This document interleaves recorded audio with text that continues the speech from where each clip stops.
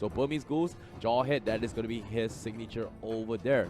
Kid001 with the famed Lunox as well. Pretty standard stuff coming from Burmese Ghouls, and not too sure if Team GOSU has an answer to that. And it seems to me they are going to be picking the Valor.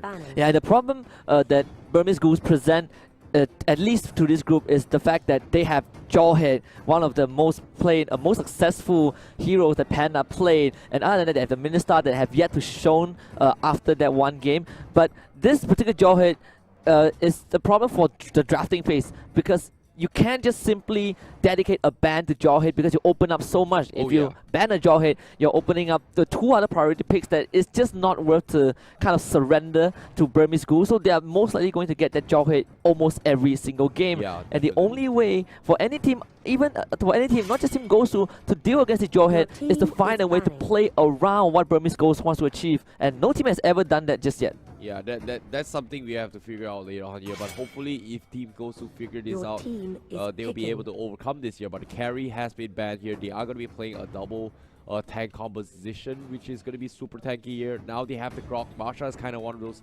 heroes that does really well. But Kimmy is kind of bad as well. So we're looking at a limited pool in terms of marksmen here coming from both teams. So Cloud is still in the pool. Granger definitely for sure. Is Team GOSU going to be picking Granger? We shall see, because right now they have the Valor pick. So Burmese Go may consider taking the Lolita and then transition into maybe the Chang'e as well. But seems to me Team GOSU will be picking the Bruno for themselves. Yeah, they definitely want to score a goal for this series. Bruno has been picked twice. This is going to be the third time we see Bruno on the battlefield. And I actually had a little chat with the broadcaster for the Malay broadcast this morning. I chatted with Admas. We talked about how actually there's an abundance of marksmen that each team can go for, but because we're focused so much on carry, we're focused so much on that Granger, we kind of left out that there's Bruno and there's even Moskov that can be picked if the situation calls for it. Well, yeah, that is something that is going to be a niche thing here as well. When you talk about the Moskov, right? But I feel like it's kind of out of meta just because all these other teams is able to bring out such an early aggression, right? Like Moskov is kind of a little bit late towards the later stage game here. Even Bruno was something that I was really shocked of coming from Burmese Ghouls, that they actually pulled it off, because it takes too long to come online. Like, yes, you have this early Creed aggression here, but you need to set things up for teams. But that's the whole point of marksman, right? I agree with you, say Moskov can be played, but I feel like in terms of meta-wise, in terms of mobility, you know, for me, I think Bruno will be a safer choice in that sense. But I don't know, you know, I don't think this Bruno is going to be able to do much, at least for a good solid first 6 minutes of the game. Yeah, you definitely need time. It's something like the carry, something like the Moskov, right? It's all about the build-up. The Claude as well falls into almost the same category. Oh, yeah. But Burmese Ghouls will lock in that Baxia as that last pick. We've not seen too much success on this hero just yet. The only team that's been able to pull off an amazing Baxia game was RRQ against Evo's SG, while as what I believe Tutu said, a direct counter to the Hylos. Definitely here, but in this case here, there's not much counter to work with here. Burmese Go, they had the Baxia for themselves. Not too sure how. Okay, maybe the Baxia is great. Okay, that's the thing, right? We've always focused on his passive ability here, which counters off whatever healing that's going to be dished up. It's kind of like a free Necklace of Durance or Sea Hilbert in these regards. But we're talking about cutting back lines, right? If you pay attention to Team GOSU's draft, all of their drafts kind of have this really annoying heroes to catch with. In this case would be the Valor.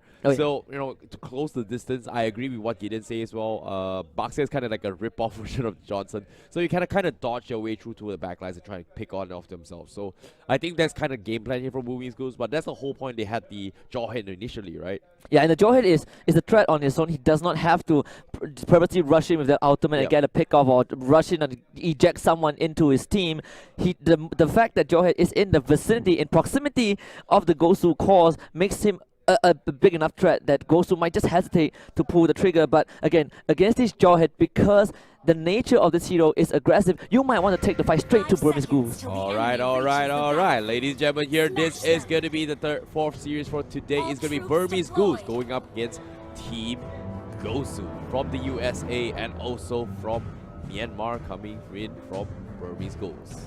Yeah, and Lady Liberty is definitely watching this series right now. USA, Team GOSU, their first tournament for MLBB, their first championship as a team.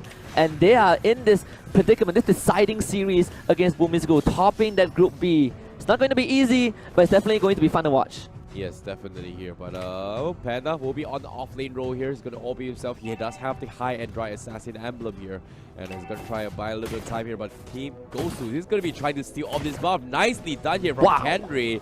And I don't think he's going to get punished here. But here comes Ice with the stun. Here comes follow-up from Kid001. The flicker from Kendry. He's going to buy time here. Apparently, I think he's gonna get picked off, but BURMESE GHOULS just ignore him. He's gonna get out. There's no point wasting time trying to chase down this Masha. She does have the mobility. She has the extra movement speed, and it's just way too much of a hassle to try and catch her off. And Team GOSU, they're doing what BURMESE GHOULS did this morning to Team Axis. They got that first turret in under a minute and a half. Perfectly done by Team GOSU. Well, before that here, for those of you watching here, there is going to be a redemption code for you to redeem some skins or some prizes here. This is the code for you guys. Type in right now.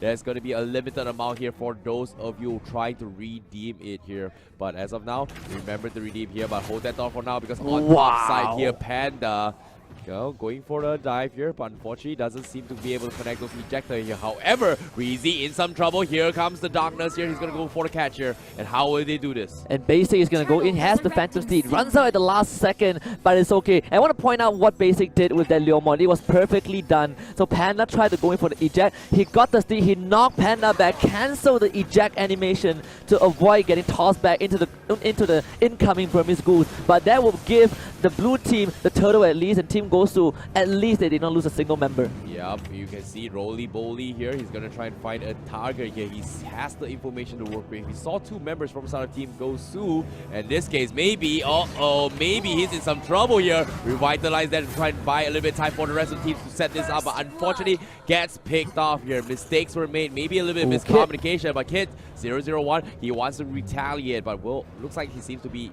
disengaging this fight. Oh, Team GOSU, they say they're bouncing back. We look at the replay for just now. Maybe completely caught out. Not his fault though. Team GOSU, they came in with a perfect collapse to make sure that he was not able to use that glorious pathway to get out. And because of that, Team GOSU managed to stall out BURMESE GHOULS' aggression.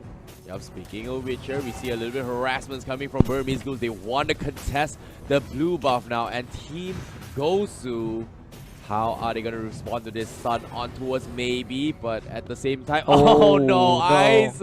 He was trying to go back, but unfortunately gets cancelled here. And Kendry being sneaky again, trying to steal off the blue buff for himself, but it seems to me he's going to make his attempt here. He knows Kid001 needs the buff, but forces a flicker. Kendry, is he going to be alright? Here comes the glorious buff with the stun. Two-man connection here, but the team gets picked off here because Basic from the side, Team GOSU, they steal the blue buff, they take him down, and now they are split up. How will they do this? And his Team GOSU managed to pick up the Lunox in the beginning, which pick up one coin in the beginning means that BURMESE GHOULS, they're running out of gas. Panda tries to go in and to make something happen, not able to do so, and now Ice as the Buckstar has to retreat immediately. Polo is there as the backup for Team GOSU, and just great execution from the American squad. Wow, Kendry with the baits here, space created all by himself, and BURMESE GHOULS, they definitely weren't expecting such an aggressive Masha coming in here. And usually we always see the split push potential, but Kendry is making full use of those abilities that the Masha has to offer, the invulnerabilities to buy time for the team, and it's working out for them.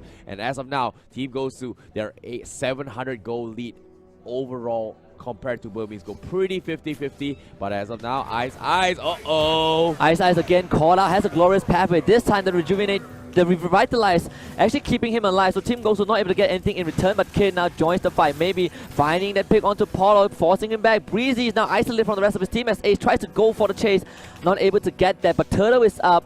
BURMESE GHOULS, the second turtle will be the target. Team GOSU this time, they might be ready to collapse as they immediately follows to wet, but Ace, way too ambitious, will be picked up, and this time for Team GOSU to strike back. Basic dropping low, but able to stave off BURMESE GHOULS on that turtle attack. Team GOSU again, perfect patience. That was ridiculous crit coming from the Leomon and the Bruno as well. As soon as his HP dropped below the 30% mark, one swing and Ace was taken out here. A little bit late with the revitalize there, but a nice call there. Nice reactions coming from Team GOSU, and currently they are in the lead with the Masha, and Team GOSU, they're on the chase with the Phantom Steed now. Kid again being called out for a third time, and that is a killing spree for Basic. Gets the pushback onto Ice Ice. Here comes Ace, goes right in, tries to deal the damage, but they're not able to do so. Glorious parry for maybe though. Maybe this is the chance for Burmese Go, but for them, it's just a retreat call. They are signaling the red flag. They're not going to take this fight against Team GOSU.